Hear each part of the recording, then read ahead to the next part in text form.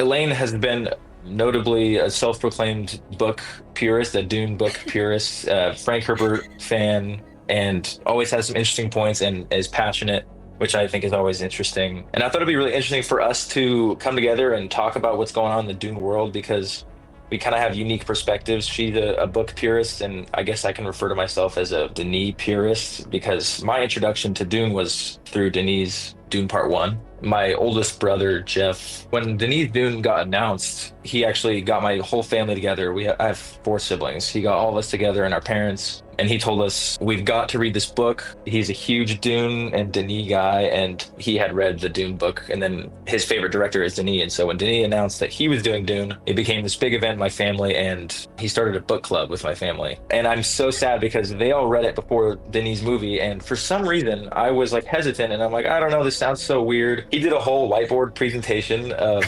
all the houses. He was explaining all the intricacies of the world to us. And I was kind of sitting there not yet fully immersed into science fiction, and I was like, this is crazy. I don't really know if this is my speed, but I loved Arrival so much, so I was excited for the movie, but I did not sadly read the book before the movie. So I went into Dune Part 1, I watched it, and I came out with basically my life kind of changed through a series of events. But I really loved the movie, and it lit a spark in me, and I instantly went and got the book and I read it.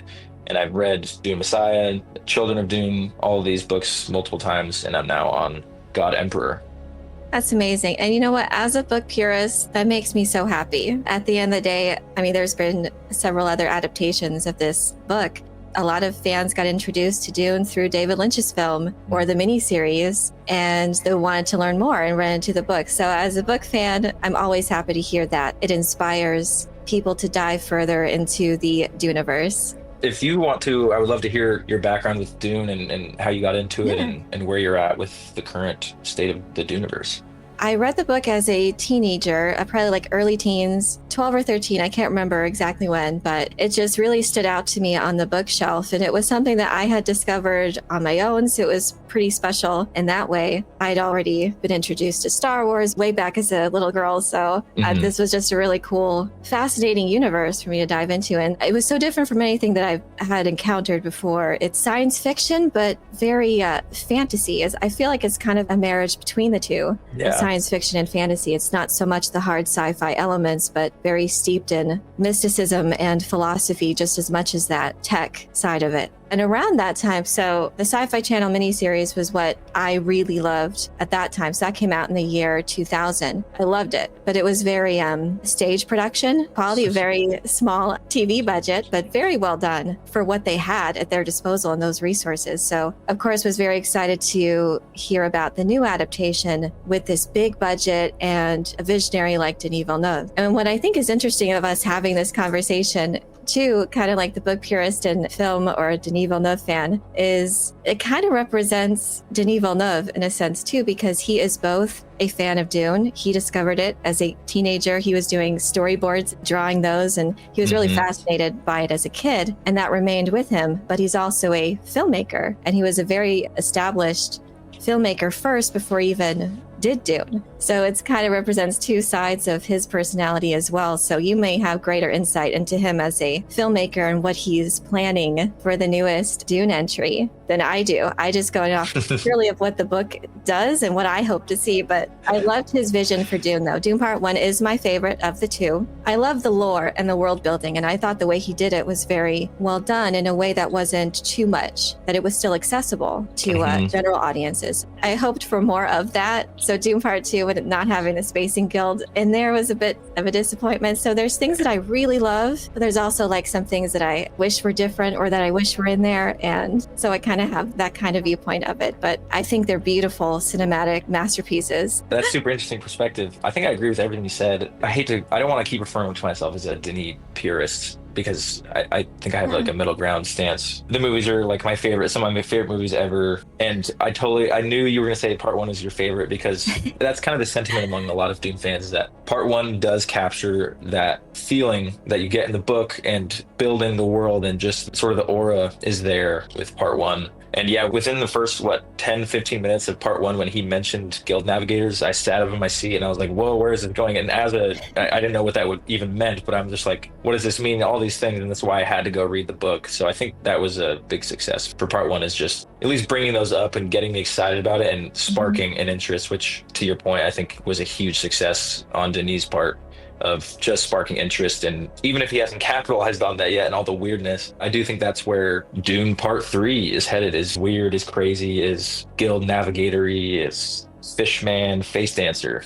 I'm ready to get weird to see that. Of course, you love Arrival, and knowing what he's done with the heptapods and the mist and the fog in there, it was beautiful. So well done there. And someone like that having a turn at the guild navigators, yeah, it's extremely exciting. I can't wait to see that. I'm excited to see how he handles the communication part of it, because with Arrival, obviously the entire movie is about language and communication, but the way that Louise interacts with the heptapods and the way they communicate is like peak cinematic like interest to me. Of it's this super weird, but it still like remains, understandable and human.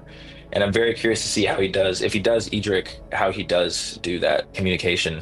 And it was kind of, I felt, a missed opportunity, because he had all of the costumes for the Spacing Guild. We already saw them in Dune Part 1 with the procession of the Emperor handing over stewardship of Arrakis to Duke Leto. Love that scene. It was just the detail was amazing. And yeah, the guild though, and you saw an early stage of a navigator with the clergy-like costumes with the helmets, and you could see the gas in there, the spice gas in there. So we saw inklings of it, and I was really hoping that they would be there at the end of Dune Part 2. Well, mostly because it's in the source material, but I also think that maybe it complicates things for Dune Part 3, because we didn't see really fully how much of an influence they have in the politics of this universe. And I felt like that could have been at least them having some conversations with the Emperor to give weight to Paul's threat. At least just have a little conversation. So he has some ground to make up for Dune Part 3. So that makes me nervous, that if there's a lot of lore, maybe he'll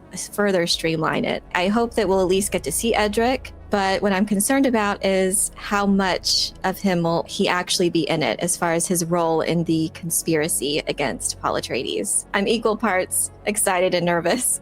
Rightfully so. He is such an important character with the whole hidden from the prescience, and I do think there's going to be so many characters to introduce, and it does feel like, even Fade Ralpha had 16 minutes total of screen time. He made such an impact on the movie, but it was pretty limited screen time still, and I could see Edric having even less than that. I mean, I would hope that he would at least present hate to Paul. That would be an amazing visual experience, just that, having this grand procession to meet Paul Atreides, present his gift. And I think that would be really cool to see the tank in this opulent throne room. That's another thing too. I want to see the opulence, especially now, 12 years later, when we pick up from Paul being on the Golden Lion throne. But I at least hope he's there, and at least in some capacity to hide the conspiracy, because it's so integral to the story. The miniseries didn't do that as far as convey that that's what he was doing, but he was there, at least in several significant conversations. So I'm hoping if they at least don't convey the part that his prescience plays in hiding the conspiracy, I hope that he is at least present and can convey